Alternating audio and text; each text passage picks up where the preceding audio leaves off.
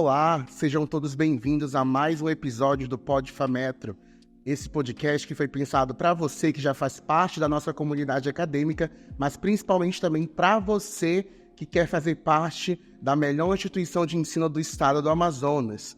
Eu me chamo Wellington Mota, eu sou professor e sou coordenador do curso de Biomedicina. E hoje nós preparamos uma pauta bastante interessante e até mesmo necessária para o atual momento de saúde qual nós estamos vivendo.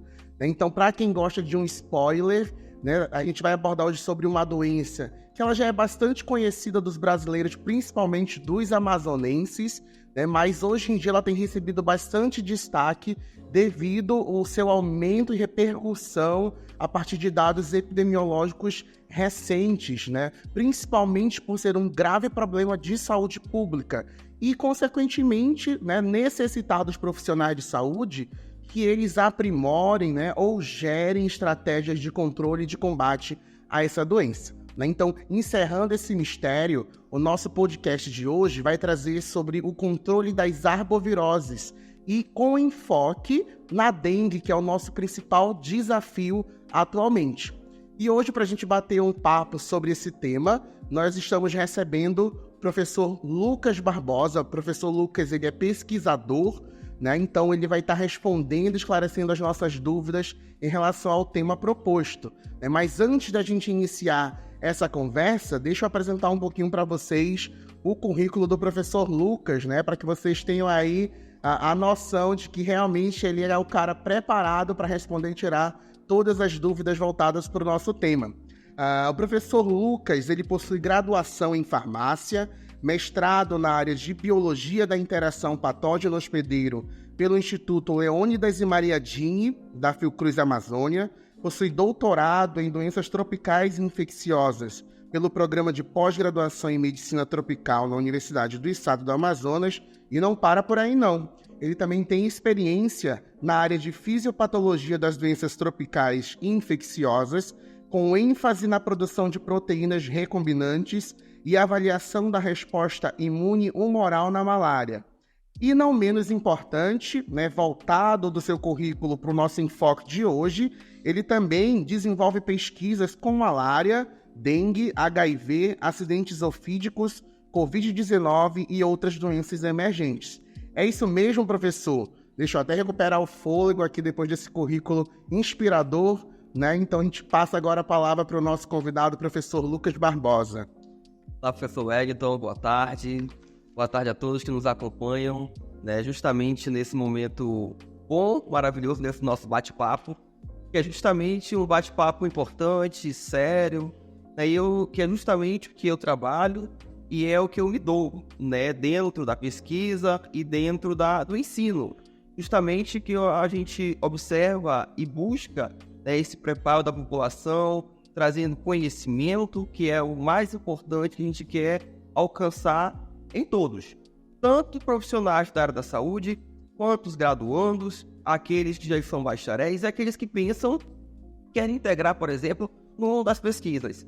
Então é justamente dentro desse aspecto que eu me doei durante um pouco mais da metade aí de mais de uma década e meia dentro do ensino e da pesquisa, professor. Então é muito gratificante, me sinto honrado em estar aqui nesta maravilhosa instituição a qual faço parte e pertenço também, justamente aqui para ter essa troca de ideias, falar um pouquinho da doença emergente, a qual estamos observando, e principalmente dentro das doenças virais, o qual é a dengue, que muita gente se questiona, muitos chegam até com medo, receosos, mas a gente está aqui hoje para bater esse bate-papo.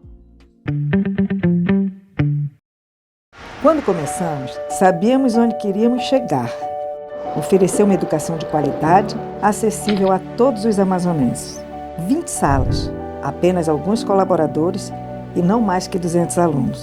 Mas não nos faltava coragem para continuar e crescer. E assim, construímos o maior e mais moderno centro universitário do norte do país. Um sonho que se transformou em realidade. Fácil? Não, mas valeu a pena. E nós não vamos parar de crescer. Que bacana, professor. Eu acho que antes da gente iniciar o nosso bate-papo, a gente pode ir começando um pouquinho pelas definições do que é uma arbovirose, do que é a dengue, né? Para quem não tem muita familiaridade com os termos da área da saúde, para a gente iniciando o nosso bate-papo. O senhor pode responder essa pergunta para a gente? Certo, professor. Então, as arboviroses, na verdade, são as doenças emergentes virais. Ou seja, principalmente uma questão que veio de 2020 para cá, é que muita gente começou a se questionar e ficar justamente com aquele medo. O que é essa doença viral? É o que é justamente uma doença de síndromes respiratórias. Então, ninguém ainda sabia popularmente o que era uma arbovirose. Arbovirose são arbovírus, doenças causadas por vírus. Por exemplo, há muitos anos atrás, tinha a febre amarela, por exemplo. E se a gente for observar, o agente causando essa doença é o mesmo que causa também a dengue.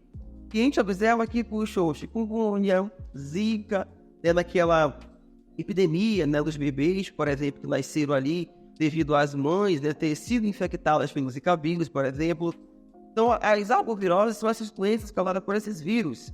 A gente pode observar, principalmente o aspecto das doenças emergentes, ou seja, aquilo que está dentro da nossa atualidade, o que pode justamente complicar a saúde e a vida de muita população, de muita gente, por exemplo. E a dengue, propriamente dita, ela é uma doença viral. Então, que muita gente, por exemplo, se questiona.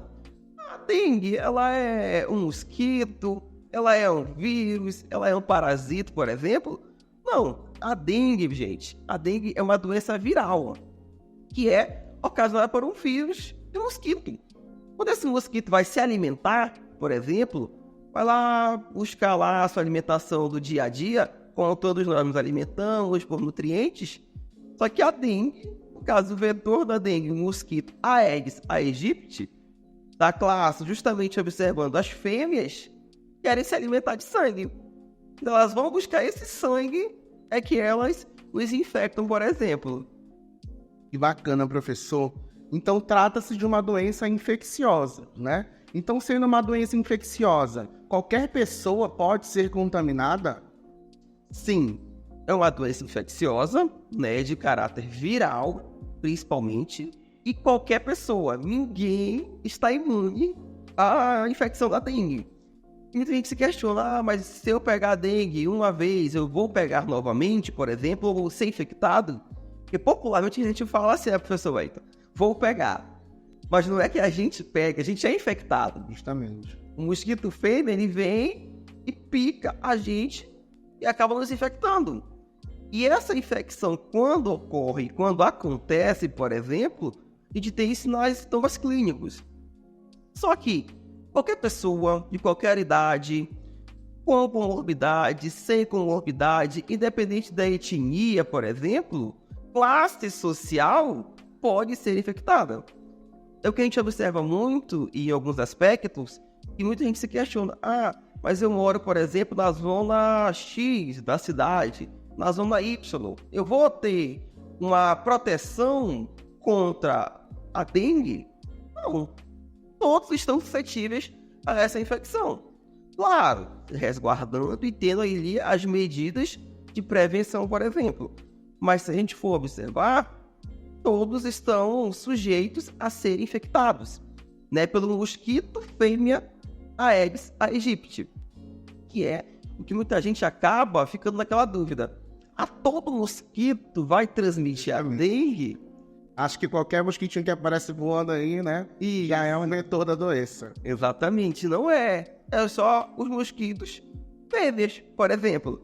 Professor, então se tratando que somente o mosquito fêmea transmite essa doença, se tratando assim por uma população mais leiga, é possível que a gente consiga diferenciar a olho nu o mosquito fêmea do mosquito macho? Olha, a olho nu, se a gente for observar o aspecto, já puxando aí para as pessoas que nos acompanham, que estudam um pouquinho da entomologia, que é as pessoas que estudam os mosquitos, você vai observar justamente a morfologia do mosquito fêmea Aedes aegypti. Ele vai ter lá nas suas patinhas, nas suas perninhas, por exemplo, umas colorações pintadas, parecendo que está mais claro, outro mais escuro, por exemplo. Então, macroscopicamente, olhando a olho nu, é essa a diferença que a gente observa. A gente pode ver. Só que o que acontece? A maioria de todos nós, dependendo do ambiente que a gente está, a gente quase não percebe aquilo que está na nossa roda, próximo a gente, os mosquitos. Vê um mosquito, acha que popularmente aqui no norte, a gente chama de carapanã, né? Aí é uma carapanã, não vai causar nada, não vai dar só aquela coceirinha. E às vezes não é, por exemplo. Entendi. Professor, também pode ser que seja uma dúvida da população de modo geral, né? Por se tratar de uma doença viral, ela também é passível de ser transmitida de pessoa para pessoa ou por objetos contaminados, por secreções como outras doenças virais? Então, professor Wellington, é um questionamento que existe muito grande, principalmente depois da pandemia da Covid-19. Todo mundo hoje em dia tem um cuidado, né, que é bom permanecer com os cuidados, né, pessoais.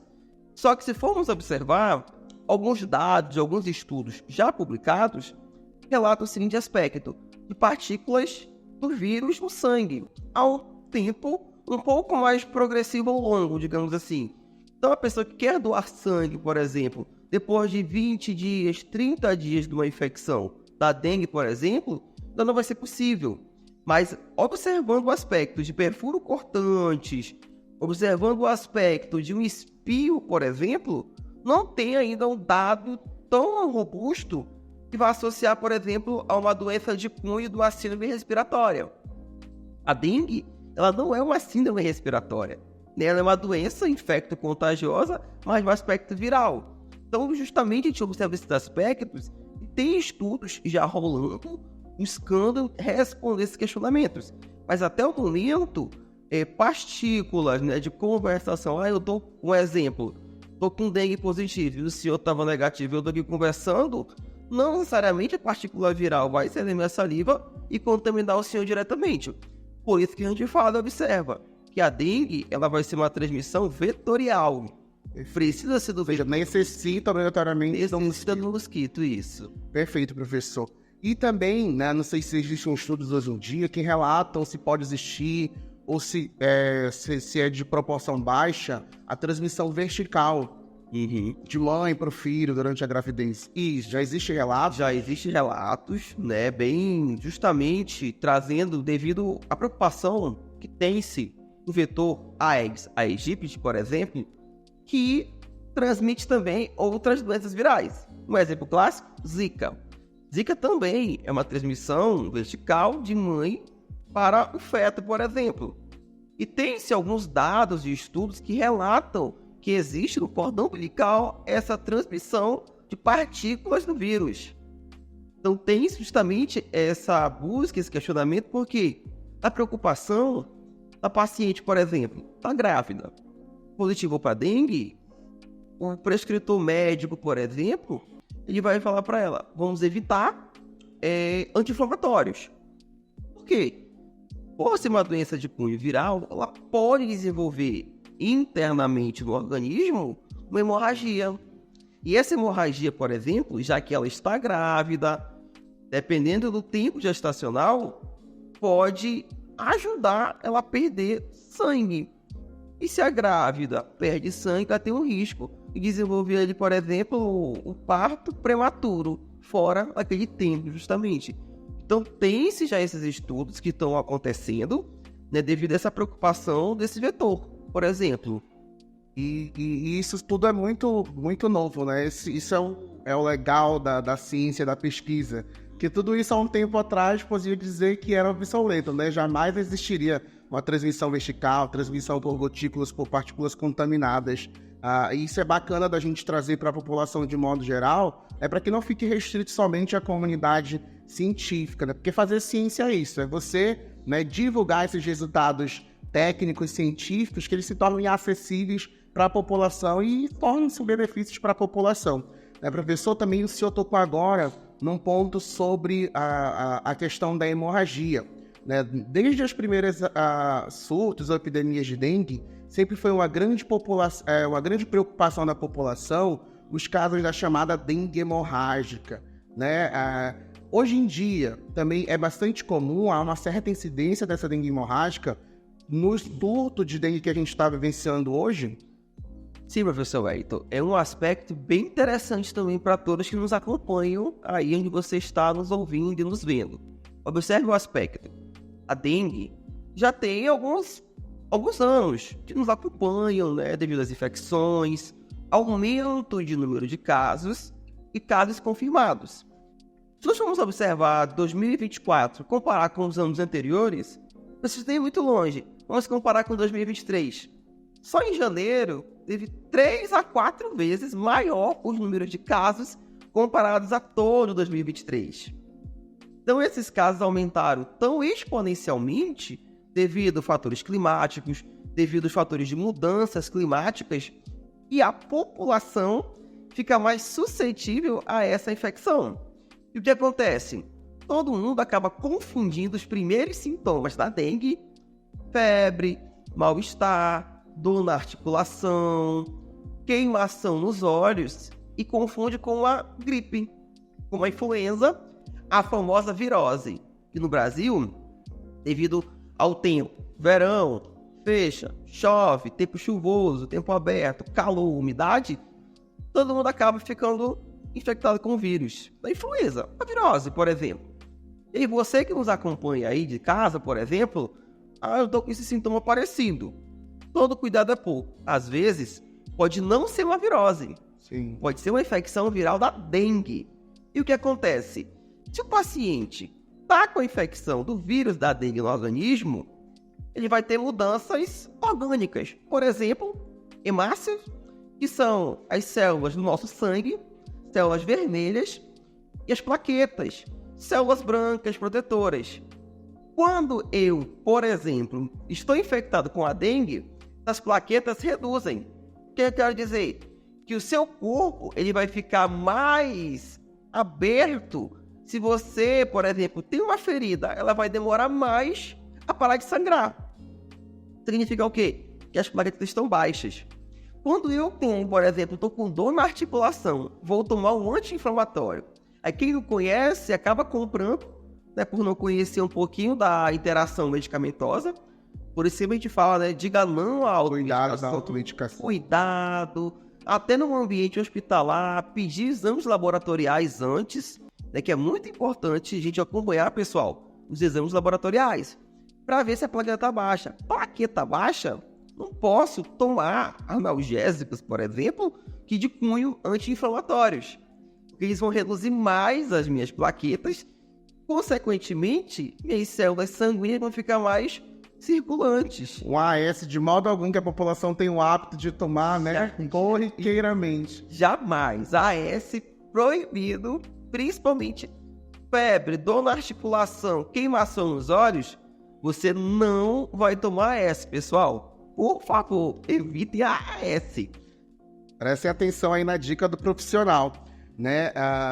Professor, um ponto muito delicado que eu acredito quando a gente trata de dengue é justamente o diagnóstico. Como o senhor comentou, é muito comum com que a gente confunda a dengue com a virose comum ou até com outras doenças virais, né, como o chikungunya, uma febre amarela. Como é que a gente pode chegar a um diagnóstico exato mesmo para dizer, tô com dengue? Então, professor, a questão, gente, que vocês que nos acompanham, que na maioria das vezes, o diagnóstico ele pode ser clínico, observacional. Eu vou observar, tô com febre, tô com dor na minha articulação. O que é dor na articulação? Dor, extremidades, dor nos joelhos, dores naquelas costas, parece que você está sentindo a sua costa quebrando, o seu olho está queimando, parece que tem uma brasa de fogo próximo ao seu olho, e o principal, pintas vermelhas na pele. Pintas vermelhas na pele já acende um alerta. Acende um alerta. Possivelmente, você pode estar com suspeita de dengue. Por que a gente fala de suspeita? Porque eu preciso de um diagnóstico, por exemplo, laboratorial. Claro que algumas unidades não têm ainda o teste rápido. Aí tem que fazer a coleta de sangue e fazer o exame laboratorial para poder ter a detecção certa de partículas do vírus da dengue. Por exemplo, diagnosticou com a dengue, mas o tratamento, não consegui achar, mas Ok, o diagnóstico clínico, o meu médico visualizou, viu realmente que eu estou positivo para dengue. Descanso 7 dias, hidratação, muita água, muita água de coco, por exemplo, né? Que eu se questionar, eu posso tomar água de coco? Água de coco à vontade. Né? E se a febre persistir e estiver muito alta, acima de 38,5, 39, e aí justamente vai tomar um antitérmico.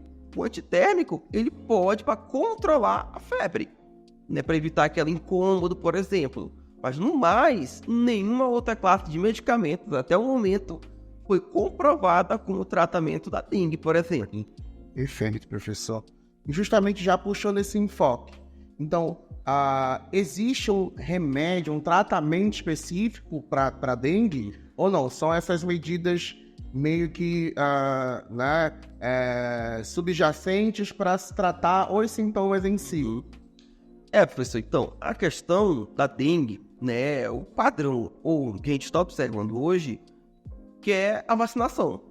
Né? Se você me perguntar hoje, professor, qual é realmente o padrão para controlar, evitar possivelmente, além da profilaxia comum, que a gente vai já falar um pouquinho, já conhece, nada mais é do que a vacinação. Então, hoje em dia já temos uma vacina disponível para dengue. Temos a vacina disponível para dengue, né? E ela é bem recente, então, né? Precisa, sim. Porque eu lembro que em outros surtos bem recentes ainda não tínhamos essa vacina disponível. Não tínhamos, e do 2023, final do ano para cá, para 2024, já teve autorização da Anvisa, né, da vacina da dengue, que chamam, né, popularmente, e até justamente dentro da indústria de produção, dos institutos, né, de vacinas que produzem, a Qdenga, que até a Fundação de Vigilância Sanitária recebeu também, né, no início desse ano, para começar a vacinar a população, principalmente, né, dentro das faixas etárias. Então, você que nos acompanha, observem que a vacinação da dengue está iniciando aquela que é oferecida pelo SUS de graça para você, através das unidades de saúde pública, por exemplo, tem-se a faixa etária de vacinação. Então, se você tem um parente próximo, um filho ou uma filha, um adolescente, dentro dessas faixas etárias, você pode justamente ir levar lá o seu filho para receber, ou seu filho, a vacina, por exemplo, sobrinho e a sobrinha. Claro que existem, por exemplo, alguns laboratórios privados, né? São Paulo, por exemplo. Alguém quer priorizar aí uma vacina para dengue, pode hoje em dia chegar e pagar. Pode, laboratório privado paga e vai ser vacinado da mesma maneira. Claro que as pessoas preferem esperar pelo SUS, por exemplo. Então, pelo SUS, tem-se essa programação. Por quê? Porque a gente está vacinando a população em massa. Então, se você observar e pensar, nós temos milhares de pessoas que querem receber a vacina. Então, é justamente dentro de grupos, faixas etárias, alguns grupos prioritários estão recebendo a vacina. E todos serão contemplados, né, com a cobertura vacinal contra a dengue, que é a famosa Qdenga, por exemplo. É bom que é um nome bem comercial e popular, né? Isso, exato. Então aí, pessoal, você que não sabia, né, corre lá na sua unidade básica de saúde, né, para se prevenir contra a dengue, já que é gratuito, né? Então, a gente sabe que a vacina hoje é um dos meios mais eficazes e seguros de se prevenir contra a doença. Então, vacine-se também, né, para a dengue. Professor, igualmente a outras vacinas, por exemplo, para a Covid, né, que a gente teve aí um boom. A vacina da dengue, ela também tem uma posologia de ser tomada em diferentes doses ou é dose única? Como é que funciona? Sim, professor. A questão da vacina da dengue, por exemplo, a Qdenga, vai ter justamente o intervalo de vacinação. Por que esse intervalo? Não tem que se questionar, porque eu tenho que tomar mais de uma dose. Uma dose não seria suficiente? Não necessariamente. Porque o nosso corpo, ele vai produzir uma memória. Pra gente lembrar de alguma coisa, a gente tem que memorizar aquilo. Ler de novo, reforçando pra relembrar. Todo mundo usa hoje em dia no seu celular os lembretes. Se eu não colocar meu lembrete, eu esqueço que eu tenho que fazer para de uma reunião amanhã, por exemplo. Assim é a vacina da dengue. O nosso corpo, ele tem que memorizar, né, aquele anticorpo. que vai produzir no organismo. Então, por isso que é necessário a dose de reforço. Então, você, quando for se vacinar, o profissional de saúde vai colocar no teu cartão de vacina, por exemplo, lá dizendo, olha, você vai tomar hoje e daqui a tantos dias retorne para o seu reforço. Você não pode faltar, gente. Precisa ir no dia certo que está no seu cartão de vacina. Por quê? O teu organismo precisa estar protegido contra uma nova infecção, por exemplo. Vacinado, eu estou protegido. Sem vacina, eu estou suscetível a ser infectado a qualquer momento, por exemplo. Que bacana. Então a gente pode afirmar que a vacina ela tem uma proteção completa quando tomada as doses certinhas. Exatamente. Né? Então, para a gente ir finalizando a nossa conversa, que está muito boa, né? Mas a vacina, professor, ela tem cobertura contra todos os sorotipos de dengue disponíveis hoje no país? De dengue. É muito importante a gente deixar claro que a vacina ela é contra a dengue. Está contra a doença da dengue. Ela não vai proteger, por exemplo, mas contra o Zika, chikungunya, por exemplo. Não, gente. A vacina da dengue é contra os sorotipos, os subtipos da dengue. Protege você contra a dengue, porque a dengue é que está tendo esse aumento, né, de até mesmo um risco da epidemia da dengue no país, por exemplo. Bacana. Então a gente vai ficando por aqui, né? Esse foi mais um episódio do PodFametro. Lembrando que esse programa ele é produzido pelo curso de jornalismo da Fametro, né? E hoje na pauta a gente teve o curso de biomedicina, né? Trazendo em voga aí o tema sobre a dengue, né? Para quem quiser conferir mais sobre o curso de biomedicina, segue a gente lá no Instagram, que é @biomedicinafametro. Nós também temos a página da nossa Liga do Curso, que também traz bastante informações bacanas, né? Que é Labi, Liga Acadêmica de Biomedicina em Imunologia e Hematologia. Quem quiser também seguir lá as redes sociais do professor Lucas, né? Também para querer tirar alguma dúvida, ele sempre posta conteúdos relacionados à área da saúde, né? Então tem bastante informação disponível para quem quiser ter esse acesso. E para finalizar, eu agradeço a presença do professor. Muito obrigado, professor, pela sua disponibilidade, por estar aqui contribuindo, né, pela difusão do conhecimento através da pesquisa, da ciência, através de informações necessárias, principalmente hoje em dia, onde os casos de dengue estão alarmantes, né, principalmente nesse início de ano. Então, a gente agradece a sua participação. Obrigado, professor Wellington. Obrigado à instituição. Quem quiser me seguir nas redes sociais, né, o meu Instagram é @lucasbarbosa. Me segue lá, que eu sempre posto conteúdos relacionados à ciência, à pesquisa e ao ensino para você, tá bom? Obrigado, gente, e boa tarde a todos. Espero que tenham gostado. Até breve.